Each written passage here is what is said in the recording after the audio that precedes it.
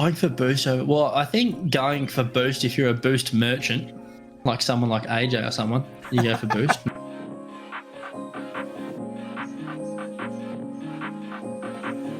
100% of the time. Yes. Always, every second of every game. Ball's going in your net, don't worry about it. Go get the boost and make sure you've got the full 100 to celebrate with the other team.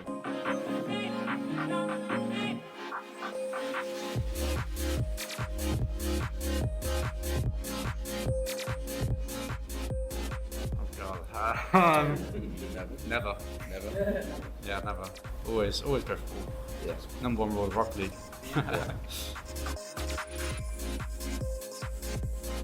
Welcome to the Boost Over Ball podcast, where three aggressively average Rocket League players talk about everything RLCS with your hosts, Ace, Code Red Jack, Kyle Cube, and AJ Binky. So, if you've ever wondered when the best time to go for Boost Over Ball is, you've come to the right place. Oh, you already know it's recorded. Goddamn. Oh, that's perfect. I've learned my lesson already. We've talked about this. Oh man. Yeah. I don't know. I got to that point where I liked running, and then I just didn't stop for a few years. And then that's fair. it got real expensive because I burned through a pair of shoes in a month, and that sucked. Shoes are expensive. How do you wait? I put 440 miles on a pair of shoes that I bought at the beginning of the month. By the end of the month, Jesus I Christ.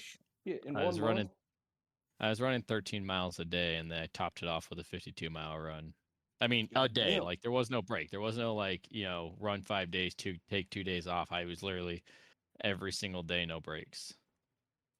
See how long I could keep it up. And then after about day 31, I think, I was like, you know what? I think I can Were do you this not working indefinitely. or something? How did you have that much time? I just went to bed early and woke up at 5. There were some days where I split the run, so I would do like 6 in the morning and 8 at night. But I was a half marathon every What the day. fuck? That doesn't That's even make fucked. sense. I was skinny. I was That's not the like belly Hulk. drum guy that you saw at Boston. Not the whole That guy- that was before us. Yeah, that fucking guy cannot run to go get his donut before it's cold. All right, Yeah, I feel that. guy's old and fat. I feel that on an emotional level. With belly drums out of the way for today, hello everyone and welcome back to the Boost Over Ball podcast. To listeners new and old, thank you so much for tuning in. If this is your first episode, I'm very sorry. If this isn't your first episode, welcome back. I'm here today with AJ and Code Red Jack. How are you guys doing today? I am Doing great. My doing belly drum is nice and wonderful. tuned. We love You know what? We I love to love hear it when we talk right over each other. It's wonderful. We're good at this. Professionals even. Experts, they say. Well, some say. Not all. Fair. But on today's episode, we will be recapping the spring major from Boston, giving you our thoughts on the matches, our thoughts on the event, everything that happened to us, as well as running through the format for Worlds, giving a couple thank yous, and giving a couple updates on social media stuff and some exciting things that we have in the works. So without further ado, we'll jump into our recap of the matches that happened.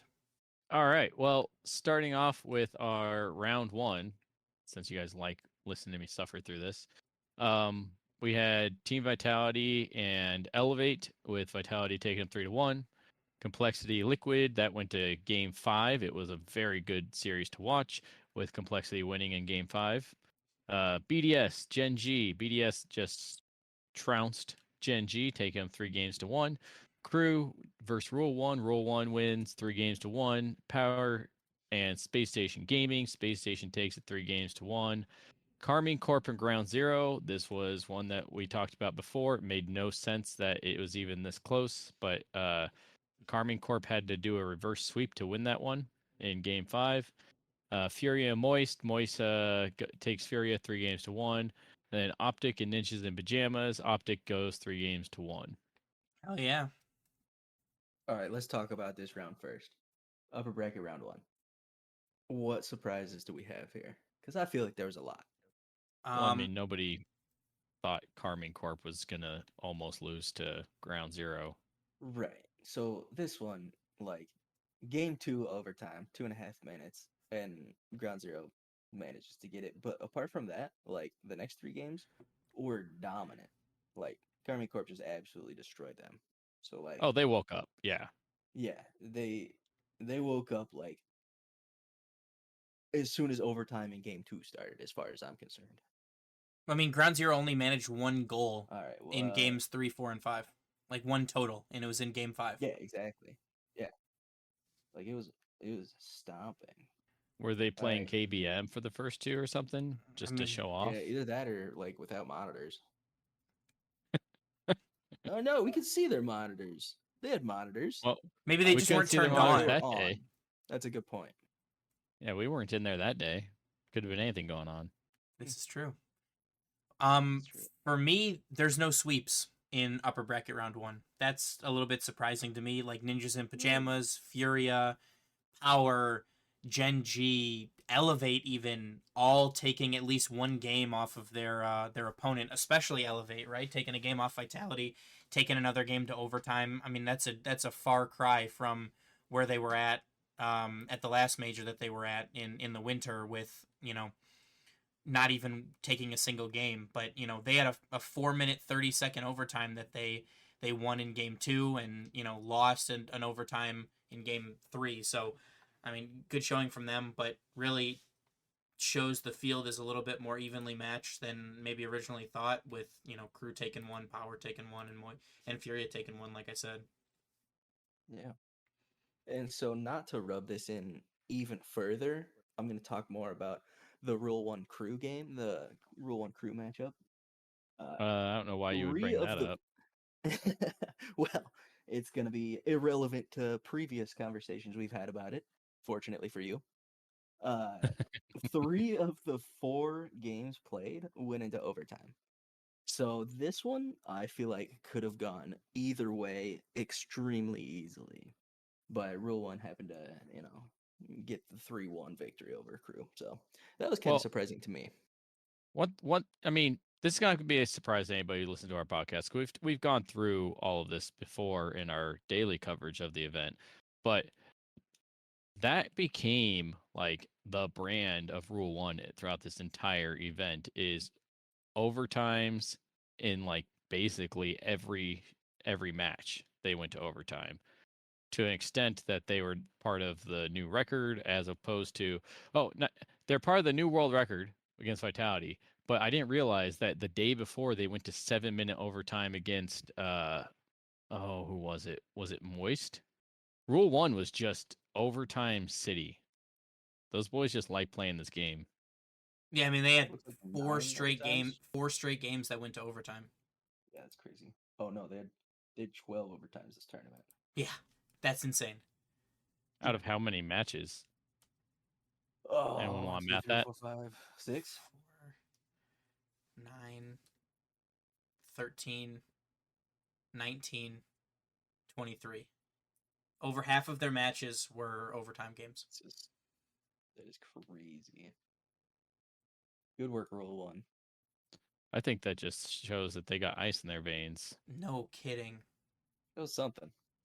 No, I'm sorry. 26 games. I missed a couple. So just under half of not their even- matches. Not even half. Yeah. Pathetic. Oh, yep. Never mind. I take back everything I said. Not even worth Shouldn't even be mentioning. a record. I Honestly. apologize to listeners for wasting your time. Make sure you delete that in post, K-Cube. Yeah, of The course. whole Oh no, conversation. let everybody hear how much time I wasted. I want people to be real mad. Oh, jeez. But moving into lower bracket round 1, we have Liquid sweeping Elevate. We have Gen G beating Crew 3-1. We have Power taking down Ground Zero 3-1. And we have Ninjas in Pajamas upsetting Furia, which I think may be the upset of the tournament in lower bracket round 1. But one game that I would like to point to, implications with Worlds and everything going on, is that Power Ground Zero series. What'd you guys think about that? Kind of wild. I mean, everybody was kind of expecting Ground Zero to win, right? Yes, I would agree with that. Yeah. And Especially like, after their showing against Carmine Corp. Yeah. True. But And like, it doesn't seem like the games were even that close, really. I think you're right. But in my opinion, the biggest disappointment for Ground Zero, that series loss knocks them out of making the World Championships. Yeah, that's rough. And Power takes their place. That'd So- be a rough way to go. That was 100% a play-in series for the World Championships, and Ground Zero fumbled the bag.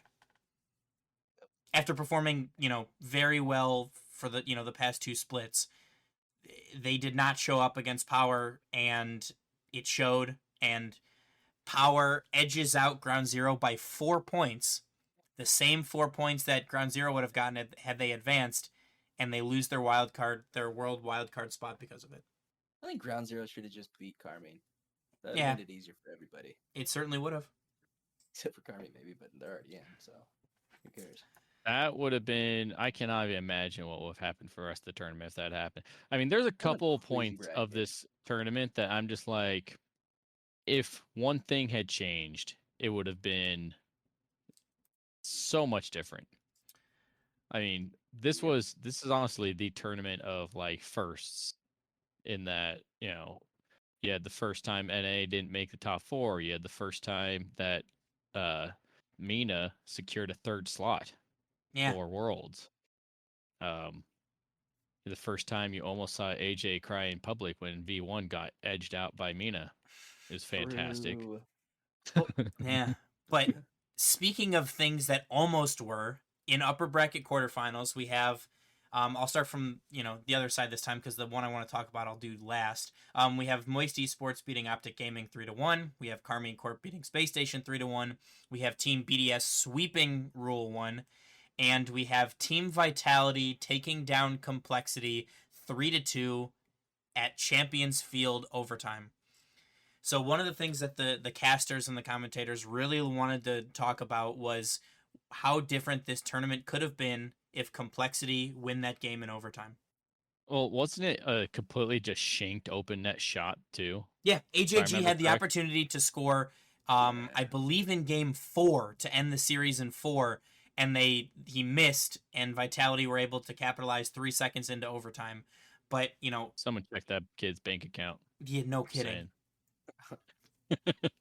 But I mean, like, think about how differently this goes if BDS, has to play Complexity next instead of, Vitality. I mean, they still win, but in the lower bracket, it's Vitality and Ninjas in Pajamas, and then Vitality and Rule 1.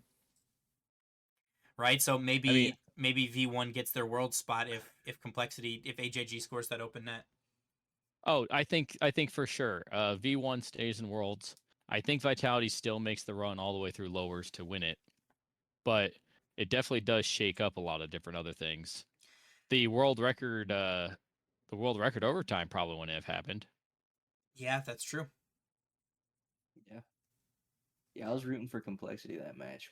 I thought Vitality had a much better chance of beating Rule 1 than Complexity. So Yeah, but I mean that's in my opinion that's the ultimate, like, what if of this tournament, right? I mean, there's a lot of close series, especially in the lower bracket. We got some really good series that we'll talk about here in a second. But I think that like, if you had to look at one moment where the entire course of the tournament changed, it's an AJG open net miss.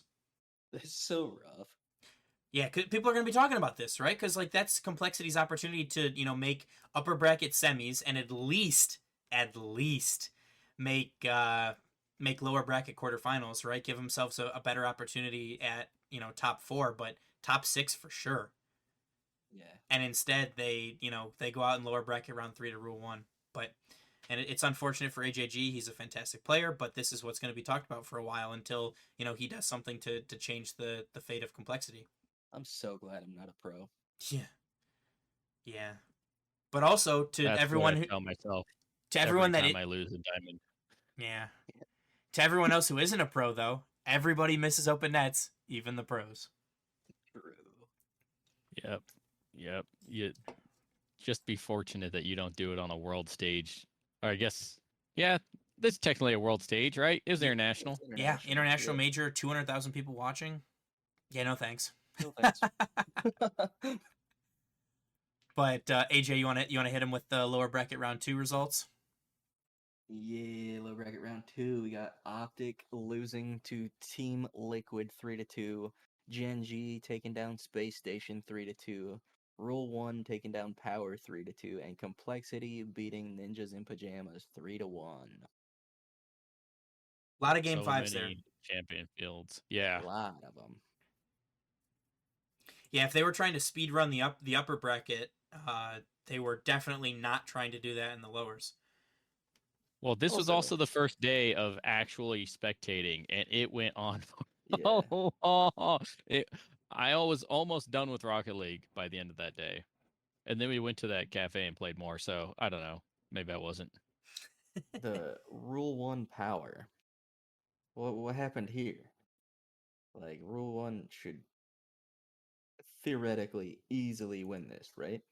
I mean, that's kind of what I thought, but then like if looking back at some of the scores, I mean, game 1 and game 2 are 1-0 wins for Power. And like I don't know, I feel like it's a similar aspect as like the Ground Zero Carmine Corp kind of situation where like they just kind of had to True. feel the other team out, right? They I don't think that Carmine Corp has ever played Ground Zero. I don't think Rule 1 has ever played Power. Right. So like there's a level of unknown there too. I mean, maybe they've That makes scrimmed them sense. beforehand, but like you get what I'm Right. saying. Yeah. Yeah, clearly they woke up game 3. Yeah, in a big way they Execute. did. Dropping a Then had Brazil game 6-2. 5. Yeah. Yeah. That was a statement it re- statement win. Yeah, for It sure. really makes a point to just how much play style factors in at this level of play. Like being the best in the region, you're still expected to be really good, but play style, if you're not used to it, if you don't know what to expect, it's brutal. I think I would say playstyle is probably the main thing. The different playstyles between the regions, the main reason why we even see these other teams have these chances that they've been having. I But agree. also to be able to adapt like they do mid-series. That's it. That's all I had to say. Ah, gotcha. Unless you're talking, you're cut off. Nope. We're all good. Professionals. Yep.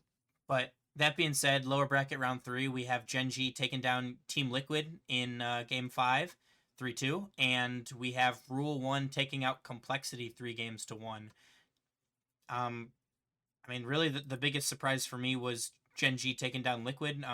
Most people probably know that I've been a pretty big Liquid fan. I like the way that they play. I like the play style that they implement. But, I got to give it to Gen G. The offense showed up in a big way. They played very well, and they secured themselves a top 6 finish. Yeah, pretty impressive. So, continuing on to upper bracket semifinals, we got BDS taking down Vitality 4-1, and Carmine taking down Moist 4-1.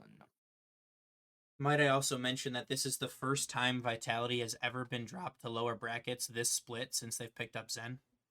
Absolutely ridiculous. The only other series that they've lost was a bracket reset in the grand finals coming from the upper bracket. So, and they still won that event, might I add. So, Vitality drops to lowers, and Carmine Corp looked pretty dominant against Moist. Yep. And then we look at lower bracket there. Unless we already just talked about this. Nope, No, all you. you're talking about Carmine Corp Moist. All right, beautiful. Yep. I know what's going on. Team Vitality sweeps Gen G.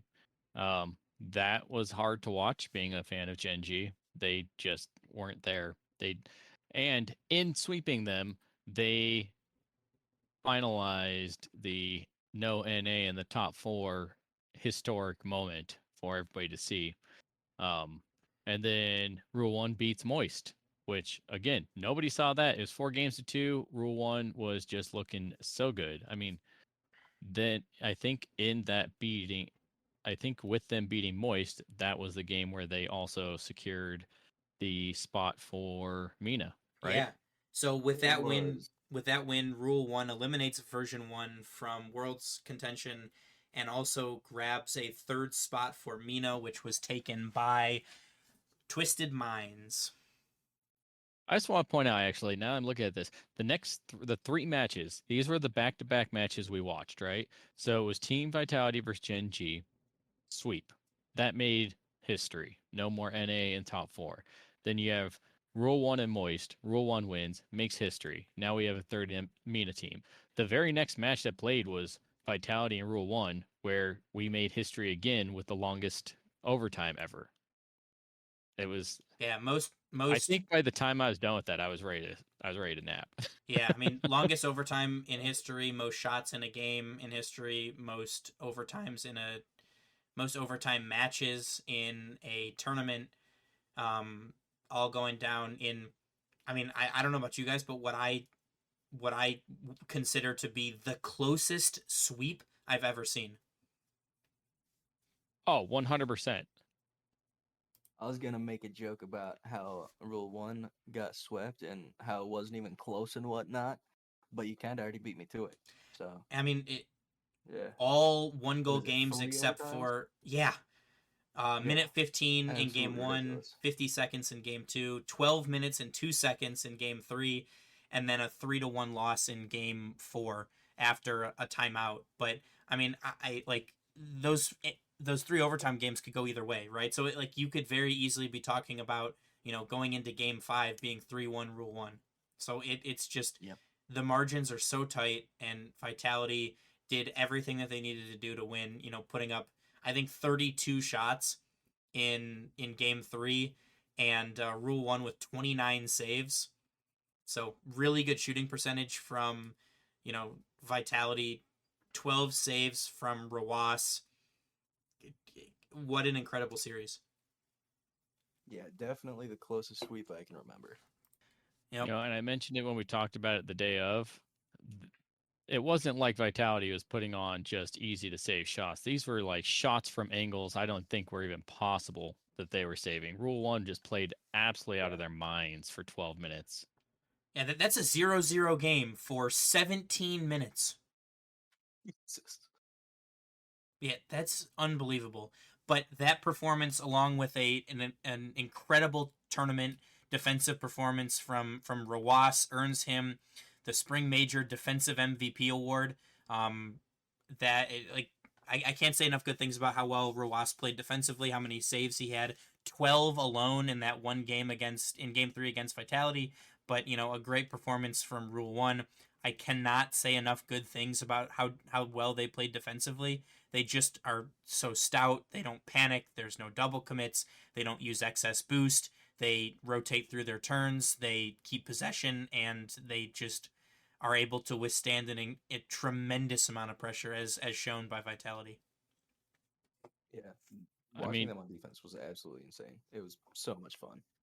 I don't know any other team that you could say have ice in their veins more than those guys. Considering the fact that they went to overtime, basically overtime is their normal, and every single Probably time they have just more hold it time in together. overtime than they do in regular. I mean, obviously not, but that's how it felt. Yeah, true. But with that, we'll jump into our upper and lower bracket finals. We have Team BDS taking down Karmine Corp in a Game 7 Champions Field thriller. While the Game 7 wasn't close, the rest of the series was. And in the lower brackets, we have Vitality go into Game 7 with Karmine Corp. That one was a Champions Field overtime thriller, so you cannot ask for much more out of a series than we got, in either of these. What Well, you and guys it's think? interesting because anybody who just looks at the result, right? Everybody looks at the result, says, "Oh yeah, Team Vitality won. Of course they're going to win. They're the best." I don't see that. When you look at this tournament, the number of times that they had to go to Champions Field, yeah, they won, but they could have very easily dropped any of those games because they had dropped enough games to end up in Champions Field, so many times.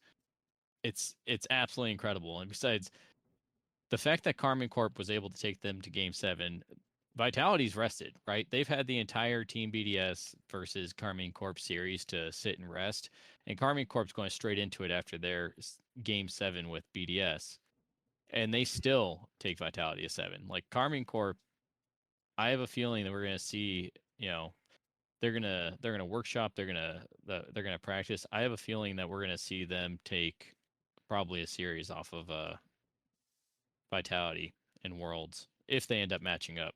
I mean, that's just going to be a grudge match. That's one that I do not want to miss. Like that, like they're both such great teams. They're playing at the top of their game. I think the lower bracket finals may be the best series, like as a whole, of any other in this tournament. What you're saying? Better than the grand finals? Like that was hype as hell. So I think that the grand finals was more hype because of what happened, but I think that the lower bracket final was a better series. Oh, better Rocket League agree. versus better entertainment. Yes. I get it. Yes, exactly. Because like we just got like such high level Rocket League for 7 full games with overtimes and timeouts, and like they were all close. There was like no blowouts in that Karmine Corp Vitality lower bracket final series. But once Vitality started to get rolling a little bit in that grand finals, I'll talk about the results real quick. Vitality win the first win 4-2, forcing a bracket reset, in which Vitality then wins their second best of 7 series 4-1. So You're not even gonna set the stage for our listeners? no, Oh, come on. I don't think Are you not entertained? I don't think Come I don't think on. BDS did enough to even deserve for me to set the stage in that grand finals. Yeah, BDS did, and I'm talking Vitality. I mean, I figured we'd talk about it more, as we go on, but that's a shitload of That's Rocket fair. League for Vitality to play on Championship Sunday, going to Game 7 against Karmine Corp, and then having to win 2 series against BDS. But I wanted to get the results out there so we could just start talking about Mr. Big Brain Whiteboard himself, Farah. After that Karmine Corp series, he does the post-match interview and kind of pleads with the NA fans like, hey, like you're gonna have to help us out. We're gonna do something for you, but you're gonna have to help us out. And Vitality go back into the players' lounge, or the room that they're in, and they come back out for their grand finals entrance, all holding and waving American flags. And I've never seen a crowd shift so drastically from anti-Vitality to pro-Vitality, or any team in general, but the crowd was 100% on their side after that stunt, and I think that was what gave them enough energy to continue on and to give the performance that they did. You would have thought that they were Oprah coming out telling everybody they got a car. That's the energy that they were getting just from waving those flags. It was phenomenal. At Worlds, how many teams show up with German flags? That's a good question. I mean, they at least pack them, right? Oh, totally. I don't know. I think that it really depends on the culture. Do you think that that other countries are as just nonsensically blinded to the sight of their own flag as we are? I don't know. I feel like not at other all. crowds might be a little harder to win over. Yeah, for sure. We're simple. Wave our flag and throw a hot dog at us, Exactly. maybe. Yeah, you don't Yeah. even need to do the last part. But I mean, also there was no German representation in this major, while the United States was 3rd place in terms of representation for a number of players, with Brazil being number 1 at 9 and France being number 2 at 8. So I will certainly be interested to see if that. I would be very interested to see if that kind of tactic would work in Germany. But I'm certainly watching with bated breath for Farah to do what Farah does best and do anything he can to help his team win. Yeah, that was quite the plan he had. Yeah, no kidding. But with the results being over and kind of us talking our way through the thoughts, I've kind of created a little bit of a tier list based on results from this event, and so I'll kind of go through and you guys can tell me whether you think I'm right or wrong. I have like a top dog tier, and it's got to be Vitality. Like it's really only going to be Vitality. We have top 4 locks, teams that I think are a lock to make a top 4. Regardless of the event, and right now that's BDS and Karmine Corp. We have my next group of the chasers, so people chasing top 4s, people chasing championships, and that would be Team Liquid, Moist Esports, and Rule 1. And then after that I have, unironically, the NA group, the teams in NA who can maybe maybe make an upset, maybe try to push for, some top 6s, top 8s, but that's Gen G, Complexity, Optic, and Space Station. I have my next group of showing improvement, teams that, showed drastic improvements off of their last LAN events, and that's Elevate, Team Power, and Ninjas in Pajamas. And last but not least, I have my disappointing results. They would have liked to do better, or these results single-handedly are the reason that they're not in the World Championship conversation, and that's Crew. After their great performance in Winter, I was kind of expecting a little bit more of them. Ground Zero, with their loss to Power, they do not make Worlds. And last but not least, Furia, after a good finishing off of the split in NA, they come to Boston and they lose 2 games. Right, they lose 2 series right off the bat and they're out. And last but not least, honorable mention version 1 for not doing enough to make it on their own and having Rule 1 make top 4 and knock them out of their world spots. Imagine being so bad.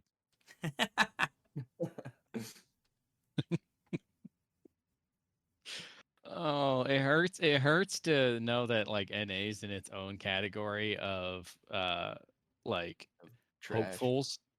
hopefuls. They're not even like, and I completely agree with your list here. Like I think that Rule 1 really did show in this last event that they're better than the NA teams. And I don't know. I think that Complexity makes a very good argument for themselves that they, if he had hit the open net or if any of the other game 5s had gone their way, it would have gone, we would have seen NA in the top 4. So I'm not ready to say NA's not going to be in the top 4. It's that I do think at least the top 1 or 2 are pretty settled. We got Vitality and Karmine Corp, right? Actually, I'll say it. Or BDS. NA will not be in the top 4. I would have to agree with that one. I dislike both of those takes. I know, but It's only one take. So I will say, as of right now, so we can talk a little bit. I think we see Complexity or Gen G. I won't say which one because I can't. That's just too much fortune telling for me. But Gen G or Complexity will be in the top 4. Okay. That's my hot take. Okay. Is it a hot take? We'll find out, I guess. I feel like Gen G is. I feel like Complexity has more of a chance than Gen G, but if AJG hits open nets, they do. True. Oh man. Honestly, the hardest thing in Rocket League though, so I get it. Yeah, I definitely get it too. But I certainly think as of now, the constructed NA rosters will have a hard time competing with the EU. We're not going to talk about it today, but in future episodes, some of the crazy roster stuff that's already happening in the draw and other tournaments alike. So we will talk about that as things start to get more into full swing. But now we will give our very, very brief Worlds outlook on everything that's happened so far. So we have 8 teams that have qualified straight through into the main event, not having to go through wildcard. Those teams are Karmine Corp, Team Liquid, Team Vitality, BDS, Gen G, FaZe, Ninjas in Pajamas, and Rule 1. And then, moving on from there, we have our teams that are going to be trying to qualify into the main event through the wildcard. From EU, we have Moist Esports, Oxygen Esports, and G1. From NA, we have Complexity, SSG, and G2. From Oceania, we have Pioneers and Power. From SAM, we have Crew and Team Secret. From MENA, we have Falcons and Twisted Minds. From APAC, we have Elevate and Gaming Gladiators. And from Sub-Saharan Africa, SSA, we have Limitless and Valiant, formerly of French Class. They were just picked up. So congratulations to French Class for being picked up. And I will be very interested to see what they can do in the World Championships. All right, quick prediction. Who wins Worlds? Vitality. Yeah, I agree. Ace? I have to agree. Yeah. I mean, I am going to say yes. At the moment, I would say they are going to win Worlds. But the number of times they got to Game 5 in overtime to get to the end of the major has, it's not set in stone by any means. Well, if it's not them, I'm going to think it's BDS. Well, I mean, again. I think about it like that was Zen's first LAN. Yeah, in front of a hostile. they're well, only going to get better. well, semi-hostile crowd at the end. But I would agree with you. I think they will only get better. I think that this experience will do wonders for their world championship hopes. I mean, everyone says it's a momentum-based game. Do you get better momentum than making history and getting a whatever they're going to call it, Grand Slam? Yeah, I would have to say no. I think that they've done the perfect split. Yeah, if they win Worlds, then I'd say that's better momentum. That is also true. Yeah, but you know how it goes. If you win Worlds, suddenly you just become last in your region for half a year. Until you pick up Rise. Yeah. It's true. But before we jump into the Worlds format, I do have to give a major shout out to Zen, the Spring Major offensive MVP and the Spring Major overall MVP, both going to Zen, a crowd favorite. We are fortunate enough to get some awesome pictures that we'll be posting on Instagram and TikTok and all of the social media platforms. But a fantastic showing from Zen, and congratulations to him on his awards. Well deserved. I mean, I've said it since he really he started coming on the radar and entering the pro scene, and everyone started freaking out about his dynamic air roll and his creativity. He's going to change the meta in the same way that like flip resets and everything else did, where they were super dominant and then people figured out how to work around them. I think that and cringe goals are the two metas that are the two things in the meta right now that are going to need to be accounted for. Wait, I'm what was not the good enough first to know one? exactly. The cringe goal? Oh, No, where no. you do it. Air dribble bump. Yeah, air dribble bump. Yeah, I know. Yeah. Oh, okay. What was the other one? He said he's been on the Zen bandwagon since the beginning, and to that I have to say this: you have been on the Zen bandwagon since the beginning. I will give it's on record that you think that. Oh man, we have all right. So Hold on. we have one member He of said it our was like because of- expanded group because of the dynamic air roll, because he has that. You think it's meta? I don't change. think it's just that. I think Yeah, I yeah. don't. I know. I'm not good enough to know whether or not that is what makes him hard to predict, and he's got to also be super creative, right? But like, there's something he's doing different that really sets him apart. Yeah, he's French. There are other French players, and they're not even in the same class as him. I mean, all right, maybe BDS, same class, but like second. Carmine Corp. Top 4, right? So they're all there. I didn't see any of them win every single event since picking up a single player. What I'm saying is No, but who his did? The presence French is players. felt. Well, okay, all the French players are good. We know this. Yeah. But why is he that much better? Why is he him? I think 'Cause that that's he's the 16 thing and that French. I don't know. It's Farah, Yeah, because fair. There you go. because he's also It's French. the whiteboard magic. Yeah. No, but huge props to Zen, huge props to Vitality. A great tournament from Radosin, a fantastic tournament from Alpha in every game except for the 12-minute overtime with only 700 points. I mean, come on. Everyone else had over 1,000 at least. But a great so tournament. heavy. Yeah, a great tournament from Vitality, and we can't say enough good things about Zen and how they performed. But last about Worlds, we have our format, and for the wild card, it will be the bottom 16 teams that qualified for the Worlds wild card in a Swiss format. That with the 8 top teams from that moving into the group stage, and then moving into the group stage, there are 2 groups of 8. Which will go through a double elimination style bracket with the top 8 of those moving into the playoffs, and the playoffs are a single elimination playoff bracket. So certainly a shitload of Rocket League to look forward to, and an interesting tournament organizational style on this one. So we'll talk about Worlds more as the time gets closer. But with that, I think now is a good time to reflect on the event as a whole, our experiences at the event.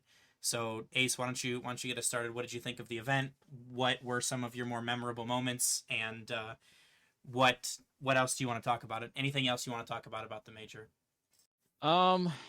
I mean, the major was absolutely fantastic. I would say if I start Collins, I'm going to start with my negatives first.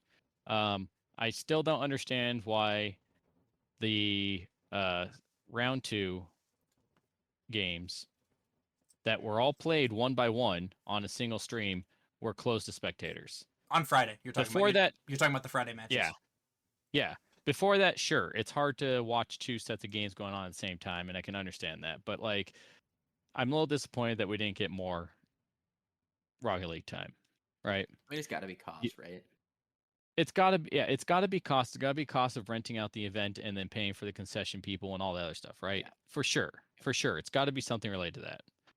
Now, the other negative is Vitality didn't bring anything larger than a small jersey, so I couldn't get on the bandwagon fully because I, got a belly drum now, and that was disappointing. Let's see what else. The food, the place was all right. The beers were as expensive as they needed to be for me to feel that bet fully.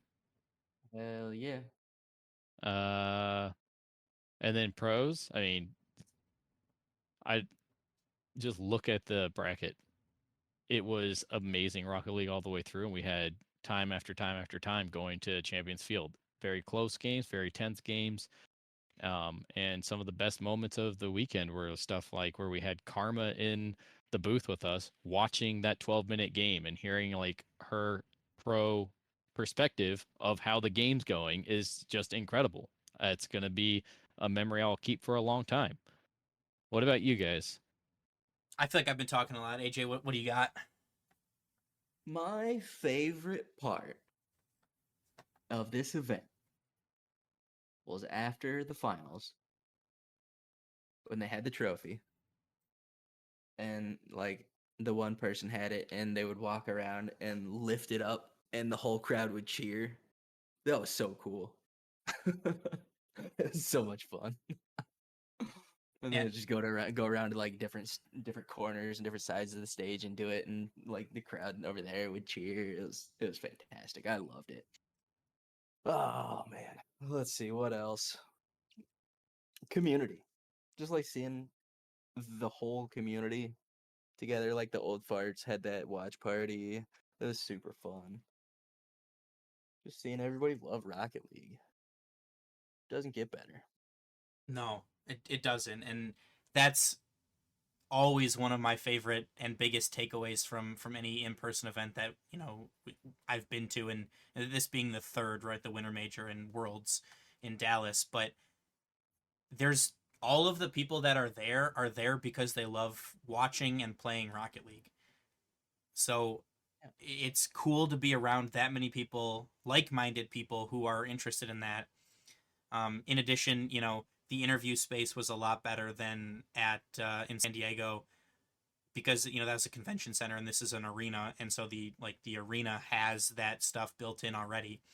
So getting to do all of the interviews that we got to do, meeting all the creators and pros that we got to meet, Ace, like you said, with Karma coming to talk and hang out with us, like there really is like not enough words that I know how to express, to explain to everyone how cool of an event it was, how awesome of an experience it was. Getting to meet new people that I've played Rocket League with for a while, getting to see you guys again, getting to do the podcast in person for the first time with all three of us is a truly special feeling and an experience. So thank you both for making the trip, and I wouldn't have wanted to do it with anybody else. It was a blast. Can't wait to do it again for Worlds, except at your house. Yeah, well, but with that, hopefully. Yeah, no kidding. Hopefully. But with that, I'd like to kick off quite a few thank yous and acknowledgments that are certainly deserved. But again, this is just the first of many. But first and foremost, a thank you to Stephanie and the entire Psyonix PR team, to the staff, the Psyonix staff, the arena staff, for putting on an incredible event, to the players for allowing us to get our interviews, for giving us so many memorable moments, and for playing some incredible Rocket League, to the organizational staff thank you for translating for our interviews. Thank you for making the players available to be interviewed. To Adam Baguette and Shift RLE, a pleasure to work alongside you guys again. Amazing to watch you work. To Old Farts Rocket League for being awesome, for working closely together with us as we did our interviews and, throughout the event. To MLE and their representatives for their help. Red with the camera work and the interviews turned out fantastically. Raspberries and Pandy for videos, interview questions, pictures of us getting the work in. We really appreciate all that you guys have done. To the creators that we met, that talked with us, that we got to take pictures of you. Thank you for taking the time to talk to us, for us to get those pictures, for interacting with us on Twitter. So shout out to Tryhouse, apparently Cat, Tenacity, Buckeye Boxer. Thank you guys so much for that. To Project Octane for doing an interview with us, showing us the car, and getting to be around your project and seeing the passion that you guys have for that is fantastic. To Karma for talking and hanging out with us, for watching that Rule 1 match in the booth with us. Any time that you take out of your day to spend with us is time that we greatly appreciate. So thank you. And lastly, to Stacks for taking the time to talk with us again, for giving us the incredible picture that we got of you fanning out our stickers, for showing your students our podcast, for all of the things that you do for the Rocket League scene. Thank you, thank you, thank you. Thank you to everyone that we didn't mention. I'm sorry if I forgot anybody, but we cannot thank you guys enough for all of the things that we've gotten to do because of you, and that's the biggest thank you that we can give is thank you for listening. Did I miss anything? Choose boost over ball. I was gonna. I'll just go right into the wrap up then. Thank you guys so much. I want to throw in Pandy and Raspberries too. They helped out a lot with the video stuff. Yes, they did, and so thank you guys for that. But with that, thank you so much for listening. Remember to follow us on Twitter, Instagram, join our Discord, rate us wherever you listen to podcasts, as it really helps us out. Check out our new YouTube channel with videos coming soon. Our Twitch channel with streams should be starting up soon, and our TikTok. Our first TikTok video was just posted last night, courtesy of Sasuke. He did some great edit works with some of the pictures that we got, and I think everyone should go check it out. All of these links and more can be found on our website at www.boostoverball.com. And from everyone on the show, as always, remember to choose Boost over Ball.